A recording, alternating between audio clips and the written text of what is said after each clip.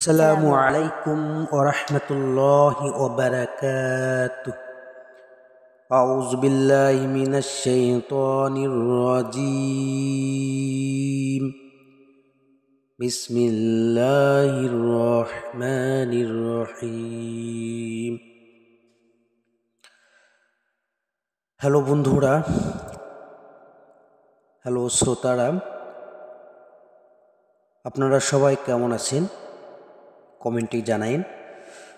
ইনশাল্লাহ আমি আজকে আসছি নতুন নতুন টপিকস নিয়ে। অবশ্যই আপনারা আমার এই টপিকসগুলো শুনে অবশ্যই আমল করতে পারবেন এবং সহজভাবে আপনারা দিশারি পার হতে পারবেন ইনশাআল্লাহ। এই দুনিয়াতে আল্লাহ তাআলা ইত্তেবা করে যান এবং আল্লাহ রাসূলকে বেশি বেশি করে ভালোবাসুন। ইনশাআল্লাহ আল্লাহর রহমতে আল্লাহর দরজাতে খুলে যাবে ইনশাআল্লাহ।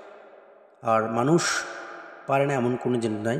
আল্লাহ তাআলা আমাদেরকে সৃষ্টি করেছে শুধু তার উদ্দেশ্য, কারণ উদ্দেশ্য ছাড়া আল্লাহ তাআলা সৃষ্টি করেনি আমাদেরকে।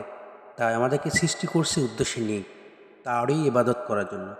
ইবাদত শুধু খালি নামাজই তা নয়, ইবাদতের মধ্যে বহুত কিছু আছে। দোয়া আছে, আর সম্মানিত চরিত্র গঠন, এটাও একটা ইবাদত। সৎকর্মশীল, ঈমান আনা, মুমিন ব্যক্তি হওয়া, এগুলো একটা ইবাদত। খালি নামাজ পড়লে তা নয়। মূল ইবাদত হচ্ছে সৎকর্মশীল হতে হবে। ইয়া আইয়ুহাল্লাযীনা আমানু, হে ঈমানদারগণ, মানে মুমিন হতে হবে।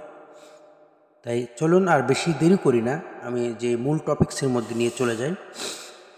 হজের যে গুরুত্ব ও বিধান, আসলে যে হজের কি গুরুত্ব আছে, তাৎপর্য ও বিধানগুলা, মানে নিয়মগুলা অবশ্যই আপনারা জানতে হবে।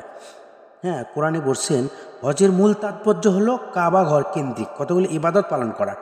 এটি আর্থিক ও দৈহিক ফরজ ইবাদত। এর কিছু নিয়ম পদ্ধতি শর্ত আছে। হজের ফজিলত সম্পর্কে আল্লাহ তাআলা বলেন, বিসমিল্লাহির রহমানির রহিম, ইন্না আউওয়ালা বাইতি ওয়াদিআ লিন-নাস আল্লাযী বাক্কাতা মুবারাকান ওয়া হুয়া লিল আলামিন। নিশ্চয় মানব জাতির জন্য সর্বপ্রথম যে গৃহ প্রতিষ্ঠিত হয়েছিল তা তো বাক্কায়, এটা বরকতময় ও বিশ্ব জগতের দিশারি।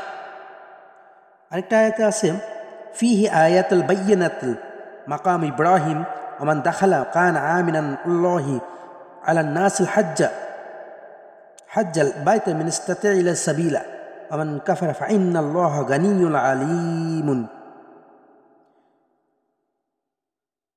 গানিয়্যুন আন আলামিন।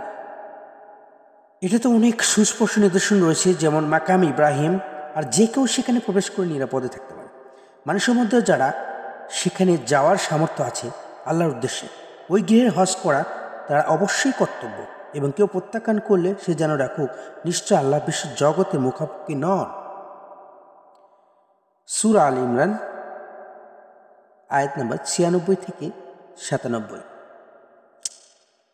তো আচ্ছা, আলোচ্য বিষয় যে উপরিল্লিখিত আলোচনায় যেটা বললাম আপনাদেরকে, খুবই একটা গুরুত্বপূর্ণ। হজের গুরুত্বপূর্ণ কোরআনে আল্লাহ তাআলা বলেই দিয়েছেন যে ইন্না আউওয়ালাল বাইতি ওয়াদিআ লিন-নাসি লিল হাজ্জিল বাক্কাতা মুবারাকা ওয়া হুদা লিল আলামিন। সুন্দর আল্লাহ তাআলার কথা।